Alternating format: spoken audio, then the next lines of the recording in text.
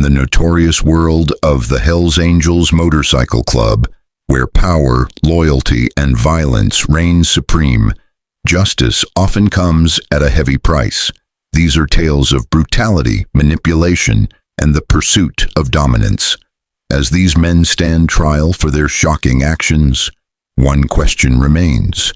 What drives such feared individuals to commit heinous crimes?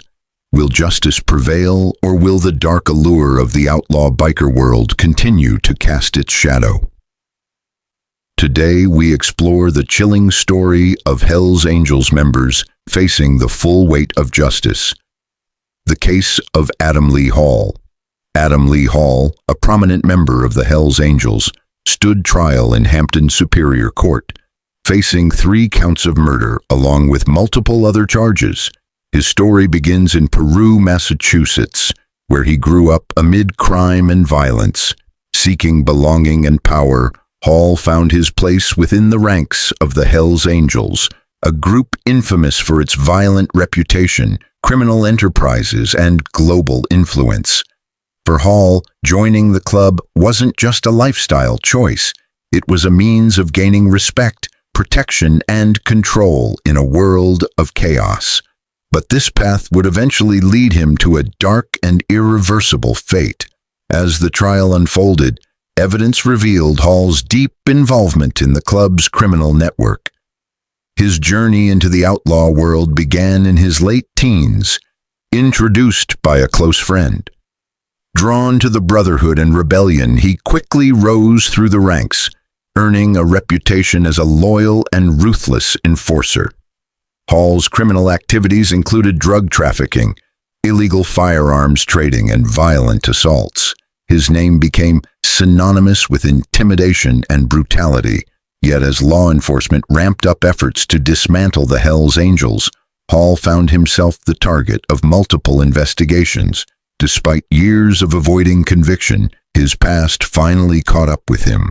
Hall's downfall came when he orchestrated the murders of 3 individuals: David Glasser, Edward Frampton, and Robert Chadwell. Glasser was a key witness who threatened to expose Hall's criminal operations. In a calculated attempt to protect himself, Hall plotted Glasser's death and eliminated 2 others who could testify. The murders shocked the community, revealing Hall's cold disregard for human life. During the trial, his co-defendants testified against him, detailing how Hall planned and executed the killings.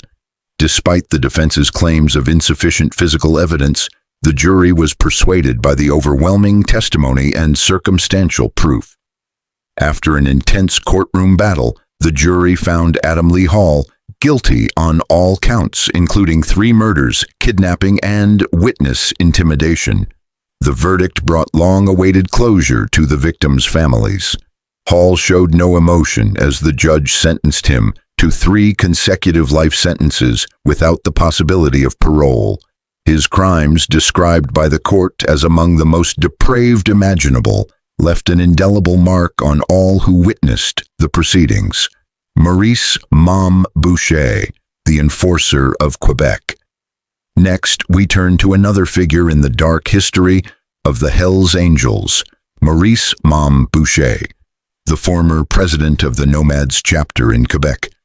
Boucher's reign was defined by power, fear, and unrelenting ambition. Under his leadership, the Hells Angels became a dominant force in the Canadian drug trade, sparking one of the bloodiest conflicts in organized crime history, the Quebec Biker War. In the late 1980s, Boucher joined the Hells Angels and quickly rose to power through charisma, intelligence, and brutality. By the early 1990s, his Nomads chapter was locked in a deadly battle with the rival Rock Machine gang for control of Quebec's drug trade.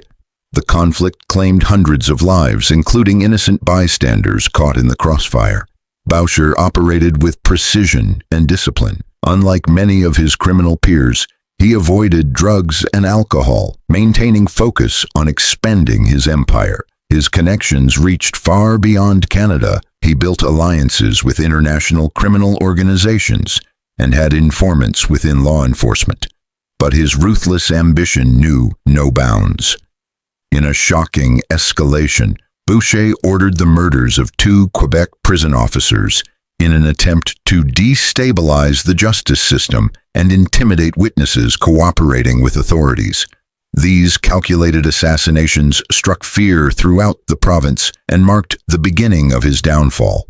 Although initially acquitted due to manipulation and insider influence, Boucher was eventually rearrested after further investigations revealed overwhelming evidence of his involvement. His final conviction marked a turning point in the war against organized crime, dealing a severe blow to the Hells Angels' control over Quebec's underworld. The legacy of violence.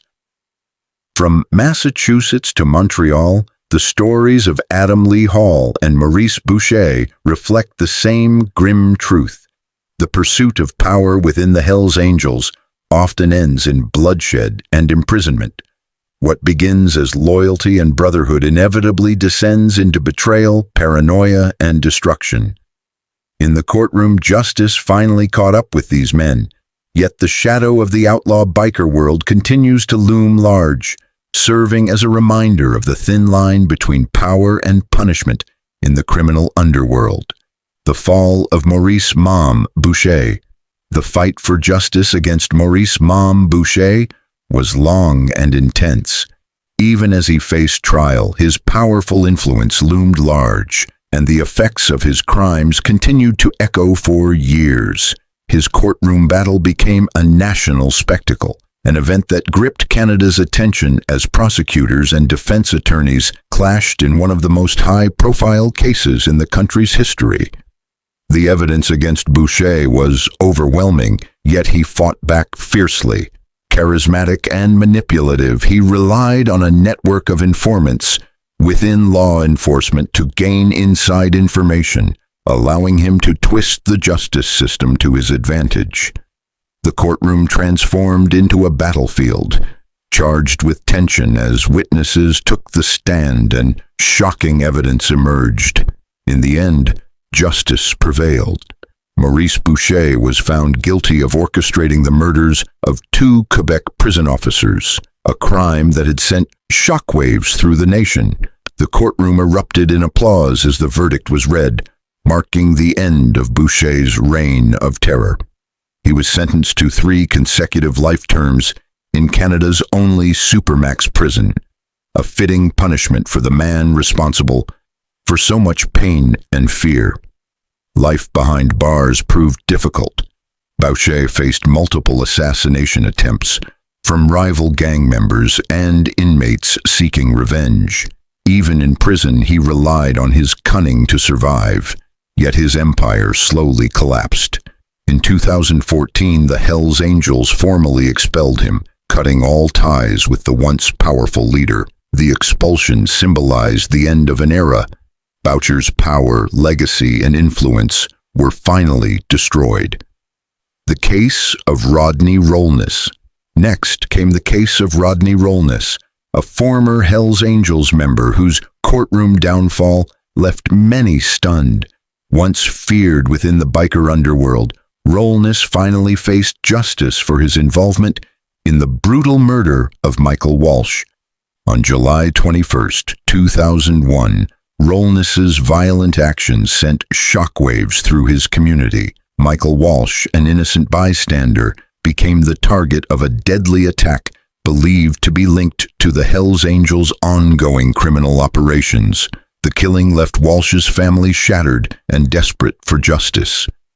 As the investigation unfolded, witnesses came forward describing Rollness's role in orchestrating the attack. Evidence revealed that Rollness had been a central figure in planning the murder, acting to silence anyone who posed a threat to the club's operations. Charged with extortion, murder, and robbery, he faced a mountain of evidence linking him directly to the crime. Witness testimonies described Rollness as cold-blooded and ruthless. One witness recounted how Rollness had spoken openly about eliminating anyone who jeopardized the Hells Angels' empire.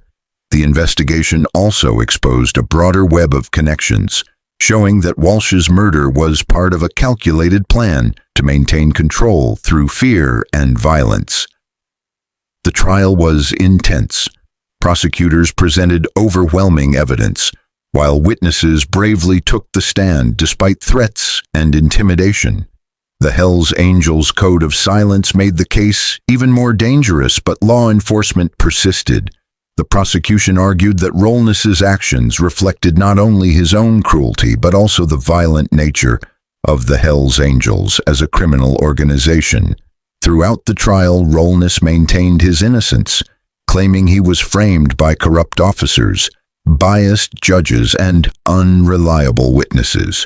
But after 13 days of deliberation, the jury returned a guilty verdict on multiple counts, including murder in connection with the death of Michael Walsh. During sentencing, prosecutors demanded the harshest penalty possible, emphasizing the suffering inflicted on Walsh's family and the community.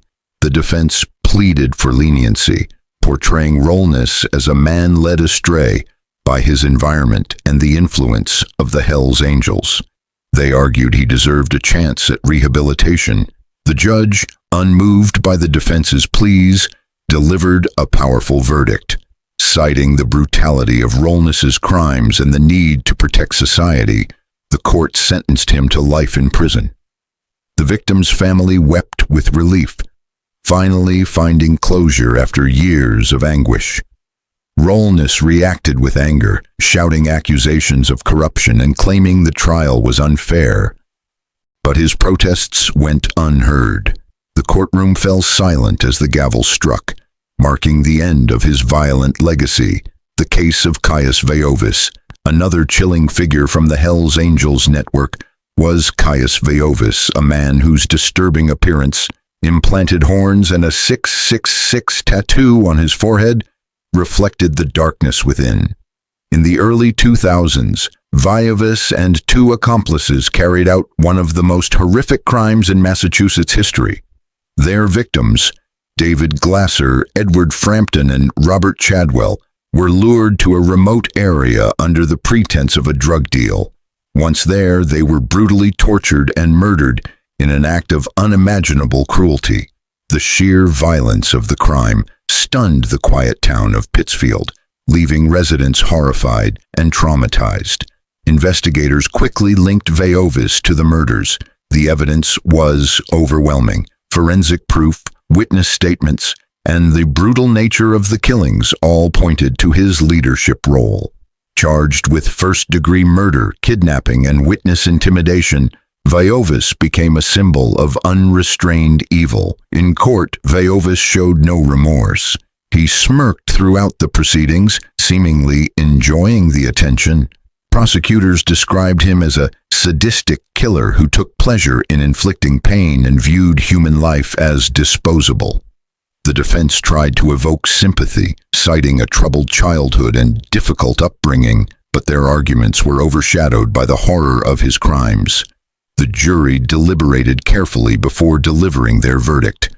Veiovis was sentenced to 3 consecutive life sentences without the possibility of parole.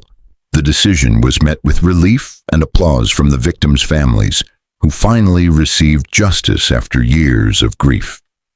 As he was led away in handcuffs, Veiovis remained defiant, smirking and muttering under his breath, still clinging to his delusions of power. Yet despite his bravado, justice had prevailed. His sentence ensured that he would spend the rest of his life behind bars, a fitting end for a man consumed by darkness. The case of Caius Veiovis stands as a chilling reminder of the depths of human depravity and the unyielding pursuit of justice that brings even the most monstrous criminals to account.